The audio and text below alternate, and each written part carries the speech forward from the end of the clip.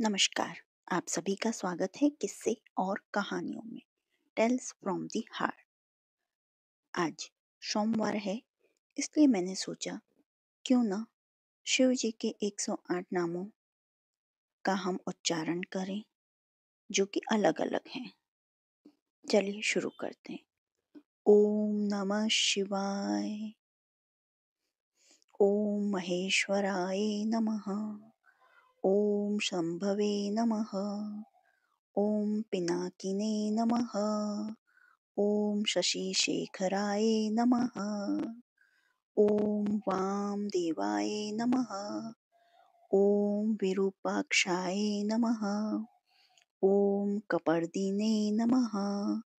ओम नीललोहिताय नमः। ओम शंकराय नमः। ओम शूलपाणिये नमः। ओम खट्वांगिने नमः। ओम विष्णुवल्लभाय नमः। ओम शिपिविष्टाय नमः। ओम अंबिकानाथाय नमः। ओम श्रीकंठाय नमः। ओम भक्तवत्सलाय नमः। ओम भवाय नमः। ओम सर्वाय नमः। ओम त्रिलोकेशाय नमः। ओम शितिकंठाय नमः। ओम शिवाप्रियाय नमः। ओम उग्राय नमः। ओम कपालिने नमः। ओम कामाराय नमः। ओम अंधकासुरसूदनाय नमः। ओम गंगाधराय नमः। ओम ललाटाक्षाय नमः। ओम कालकालाय नमः। ओम कृपानिधये नमः। ओम भीमाय नमः।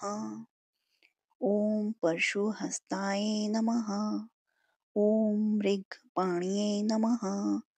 ओम जटाधराय नमः। ओम कैलाशवासिने नमः। ओम कवचिने नमः। ओम कठोराय नमः। ओम त्रिपुरांतकाय नमः। ओम वृषांकाय नमः। ओम वृषभारूढ़ाय नमः। ओम भस्मोदधूलित विग्रहे नमः। ओम सांप्रियाय नमः। ओम स्वरमयाय नमः। ओम त्रयीमूर्तये नमः। ओम अनीश्वराय नमः। ओम सर्वज्ञाय नमः। ओम परमात्मे नमः। ओम सोम सूर्या अग्निलोचनाय नमः। ओम हविषे नमः। ओम यज्ञमयाय नमः। ओम सोमाय नमः। ओम पंचवक्त्राय नमः। ओम सदाशिवाय नमः। ओम विश्वेश्वराय नमः। ओम वीरभद्राय नमः। ओम गणनाथाय नमः। ओम प्रजापतये नमः। ओम हिरण्यरेतसे नमः। ओम दुर्धर्षाय नमः। ओम गिरीशाय नमः। ओम गिरीशाय नमः। ओम अनघाय नमः। ओम भुजंगभूषणाय नमः। ओम भर्गाय नमः। ओम गिरिध्वनने नमः। ओम गिरिप्रियाय नमः। ओम कृतिवाससे नमः। ओम पुरारतये नमः। ओम भगवते नमः। ओम प्रमथाधिपाय नमः। ओम मृत्युंजयाय नमः। ओम सूक्ष्मतन्वे नमः। ओम जगद्व्यापिने नमः। ओम जगद्गुरुवे नमः। ओम व्योमकेशाय नमः। ओम महासेनजनकाय नमः। ओम चारुविक्रमाय नमः। ओम रुद्राय नमः। ओम भूतपतये नमः। ओम स्थाणवे नमः। ओम आहिर्वर्धुन्याय नमः। ॐ दिगम्बराय नमः। ॐ अष्टमूर्ते नमः। ॐ अनेकात्मने नमः। ॐ सात्विकाय नमः। ॐ शुद्धविग्रहाय नमः। ॐ शाश्वताय नमः। ॐ खण्डपर्शवे नमः।